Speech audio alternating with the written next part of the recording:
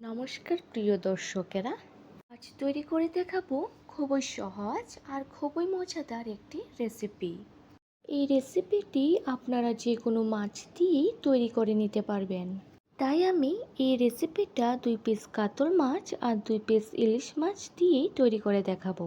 এর জন্য আমি প্রথমে কাতল মাছ আর ইলিশ মাছগুলিকে ভেজে নিয়েছি। তারপর কড়াইতে তেল দিয়ে দেব গরম হওয়ার জন্য।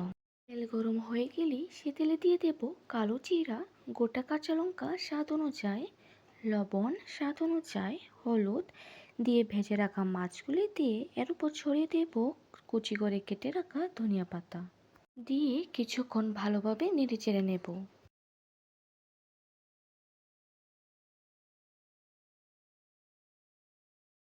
2 থেকে 3 মিনিট ভালোভাবে নেড়ে চেড়ে এর মধ্যে পরিমাণ মতো জল দিয়ে দেব। জল দিয়ে আবারও কিছুক্ষণ নেড়ে চেড়ে ফুটে আসলে এভাবে একটু রেখে নামিয়ে নিলেই তৈরি আজকের আমাদের রেসিপি। খুবই সহজ আর খুবই সুস্বাদু এই রেসিপিটি আশা করি আপনাদের কাছে খুব ভালো লাগবে। এই রেসিপিটা আপনাদের কাছে ভালো লাগলে ভিডিওটা অবশ্যই লাইক আর শেয়ার করে দেবেন। এমন আরও নতুন নতুন ভিডিও পেতে আমাদের চ্যানেলটাকে সাবস্ক্রাইব করে পাশে থাকুন। আবারও দেখা হচ্ছে পরের ভিডিওতে।